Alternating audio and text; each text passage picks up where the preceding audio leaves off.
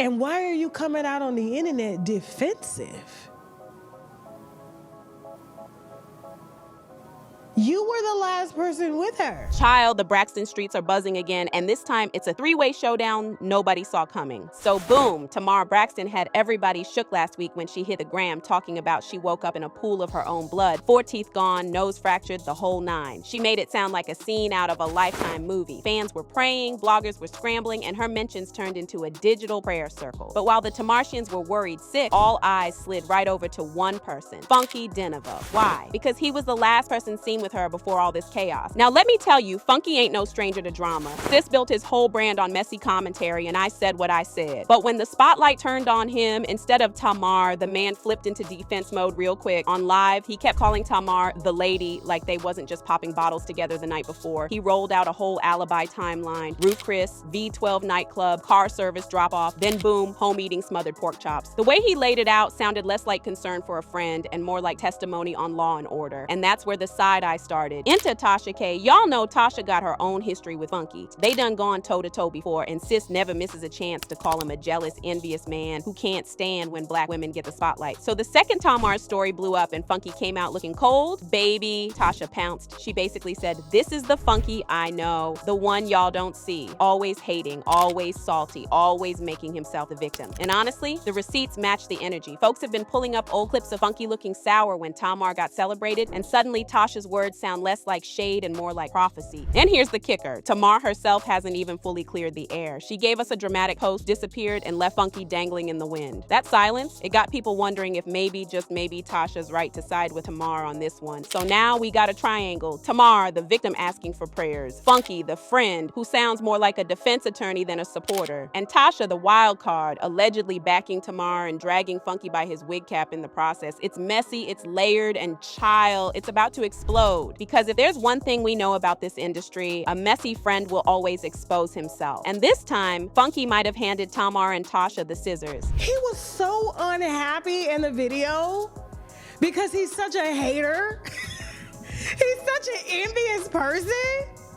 He got so mad when Tamar got all the attention. This is the same way he treated me when I had to facilitate that wedding and I was the hired host. He walked around with his lip poked out and rolling his eyes every time Tasha K hits a room because he can't stand women's, especially black women's. Now, baby, let's talk about Funky's mouthpiece, because that's what flipped this whole thing from concern into confrontation. Instead of standing up like, "That's my friend, y'all, pray for her," Funky went live and gave us an alibi. And child, the way he broke it down, it sounded less like worried friend and more like, "Let me build my defense before the blogs eat me alive." First red flag, he kept calling Tamar the lady. Not Tamar, not my girl, not my friend. The lady, over and over. I don't know what happened to the lady. The lady texted me. The lady said she was missing 4 teeth. Now tell me this, if you and your so-called friend were just out celebrating your birthday the night before, why are you talking about her like she's some stranger at Publix? That alone had fans side-eyeing like, nah, something don't sit right. And then came the play-by-play. Funky mapped out his night down to the plate. Roof Chris for dinner, then V12 nightclub, loud entrance, car service, dropped Tamar at her place, and he went on to BJ Roosters before heading home to smothered pork chops and cabbage. He listed that timeline like the police asked him for a sworn statement. Nobody even accused him of anything yet, but he was already 10 steps into an alibi. And child, when you get defensive before the questions are even asked, the internet gonna drag you for looking guilty. And let's not forget, Tamar posted she almost died and woke up in a pool of blood. That's serious. But instead of showing empathy, Funky jumped straight into protecting his image. It was giving. Let me clear me before I care about she. That's why folks said he was moving funny. Even Tasha pointed out, if you really her friend, the first thing out your mouth wouldn't be excuses, it'd be concern. Now here's where it gets even stickier. Funky admitted Tamar texted him the next morning asking for Dr. Heavenly's number. And when he followed up, she told him she was missing 4 teeth. 4 teeth gone, child. And what was his response? Not, "Oh my God, are you okay?" but confusion like, "So you just woke up and your teeth were missing?" It read cold, detached, and self-involved. That detachment is what lit Tasha K on fire. She said this was the real Funky Dineva, the one she's been warning people about. The jealous, envious type who can't stand when the spotlight shifts to somebody else, especially a black woman. And when Tamar's spotlight turned tragic, instead of protecting her, Funky allegedly protected himself. So fans started asking, did he really not know anything, or did he just not care enough to ask? That's the gag of it all. Funky's first response told us more about him than about Tamar. And child, it's why Tasha K and Tamar both got the receipts cocked and loaded. I'm willing to think, hypothetically, let's just he stay on the edible. He stay drinking, and he stay on the edible. And that lady was out partying with you.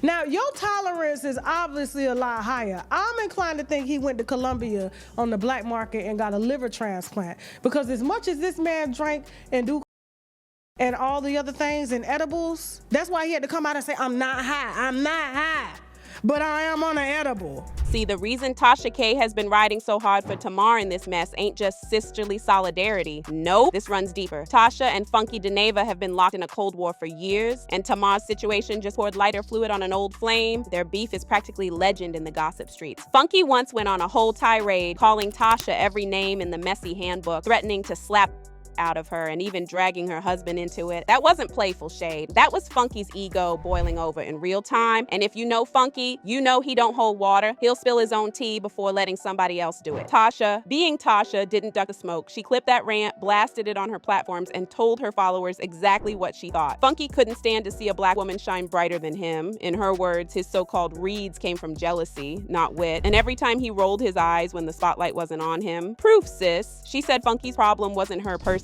It was women like her, loud, confident, and unapologetically center stage. And so fast forward to now. Tamar makes her dramatic claims. Funky jumps online, distancing himself with that cold, the lady language, and the blogs eat it up. To most, it looked shady, but to Tasha, it looked familiar. She'd been saying for years that Funky can't genuinely celebrate anybody else, that he thrives on being the messiest person in the room. Watching Tamar take heat while Funky sidestepped responsibility was deja vu. That's why Tasha slid in heavy, not just as Tamar's supporter, but as someone with receipts. She didn't have to introduce herself into this storyline. Her history with Funky made her commentary inevitable. For her, Tamar's ordeal wasn't just tragic, it was textbook Funky, self-preservation first, friendship second, empathy dead last. And you better believe fans connected the dots too. Old clips of Funky shading Tasha resurfaced, now stitched to his Tamar commentary like evidence in a trial. The narrative built itself. Tamar as the victim, Funky as the jealous hater, Tasha as the truth teller who warned us. Every side-eye Funky threw at Tamar's birthday party suddenly hit different when replayed through the lens of his past with Tasha. So the gag is this: Tamar's pain became the stage, but the real subplot here is Funky and Tasha's long-standing rivalry playing out in public again. Tamar didn't just get a supporter in Tasha, she inherited an ally with a score to settle. And baby, when old beef finds new fuel, the fire burns hotter. Now baby, let's pump the brakes for a second, because while the internet already crowned Funky the villain and Tasha the loud truth teller, the real tea might be a little murkier. What if, and stay with me now, both of them messy in their own ways? First off, let's talk Tasha K. We know sis got a history of going too far. The Cardi B lawsuit, that $4 million judgment still hanging over her like a storm cloud. And if we're being fair, Tasha does have a habit of running with stories before the receipts are ironclad. That's her brand, spill first, fact check later. So is it possible she's projecting her own beef with Funky onto Tamar's situation? Absolutely. She's been saying for years that Funky hates women, especially successful black women. But child, sometimes a side eye is just a side eye. Maybe Funky was salty about the attention shift. Maybe he just had gas. Either way, blowing it up into a conspiracy could just be Tasha doing what Tasha does, making herself the main character. On the flip side though, let's not let Funky slide. His whole response to Tamar's health scare, cold as ice. Calling her the lady instead of his friend Tamar felt detached at best, shady at worst. And the way he rushed to alibi himself, naming times, places, what he ate, who he saw, came off less like concern for Tamar and more like covering his own track. Fans weren't wrong to clock that. If your friend says they woke up in a pool of blood, you don't hop online to say, well child, I went to BJ Rooster, had some cabbage and went home. You check on them, you defend them. His whole vibe read self-preservation over empathy. So here's the devil's advocate breakdown. If Tasha's wrong, then she weaponized Tamar's pain to relitigate her old grudge with Funky. That makes her look opportunistic, inserting herself into drama that wasn't hers to carry. Tamar's health becomes a pawn in Tasha's never-ending war with Funky. If Funky's wrong, then he really did let jealousy and ego creep into his friendship, leaving Tamar exposed while he worried about his own image. That would prove Tasha's been right all along. Funky doesn't know how to support women without making it about himself. And the kicker? Both of these things can be true at the same time. Tasha might be exploiting Tamar's ordeal for clout, while Funky might also be guilty of being the shady, self-centered friend she's been warning about. Two truths can coexist, and child, when they do, the mess multiplies. That's why this whole situation feels less like a whodunit and more like a why y'all both like this. Tamar deserved better than to be used as ammo in a feud that predates her. All right, let's quit dancing around it and ask the hard questions. Tamar Braxton, why you always in the middle of mess? Why is your so-called bestie a gossip blogger in the first place? Why is the one Toni herself said was spoiled and protected running the streets with funky Dineva like y'all two high schoolers chasing clout? Because let's be real, sis, you're supposed to be music royalty. That voice alone should have had you booked, busy, and untouchable. You should be sitting at the grown folks table with legends, not going viral for birthday dinners, missing teeth, and mess with YouTubers. And yet here we are, your name tied up in Funky's edible alibis and Tasha K's vendettas. That ain't no coincidence. That's a pattern. It's one thing for Funky to be shady. That's his brand. And for Tasha to be loud, that's her hustle. But what's Tamar's excuse? You let them drag you into the trenches. You invite them to your circle. And then when the smoke blows, you act like you just woke up in a pool of blood and don't know what happened. Child, you are what happened. You put yourself in that space. Ask yourself, if you really the star you claim to be, why don't you have real deal A-list allies? Beyonce ain't calling Funky for no doctor, heavenly referral. Mary J. Blige ain't letting Tasha K be her mouthpiece. But Tamar, she stays orbiting in those gossip blog universes like she one viral video away from being content herself. And guess what? That's exactly what happened. And here's the part that really stings. Tamar had options. She could have let her voice, her catalog, her story carry her, but instead she leaned into antics, let bloggers become her closest friends, and now her career headlines sound more like YouTube beef than Billboard stats. Even in this funky Dineva drama, she didn't play it quiet, didn't handle it with grace. She fanned it. She's complicit. So yeah, Funky might have lied, might have been jealous, might have left you hanging, and Tasha K might have turned your pain into her next Cardi-style crusade. But Tamar, sis, you signed up for this circus, you invited the clowns in, and now you shocked the show turned into chaos. Please, that's the legacy check here. Tamar's not just collateral damage in other people's fights, she's an architect of her own downfall. And the gag is, she's too talented for this. She got a God-given gift but keeps cashing in on gossip. The longer she plays these games, the less folks will remember her voice, and the more they'll remember her as a walking headline.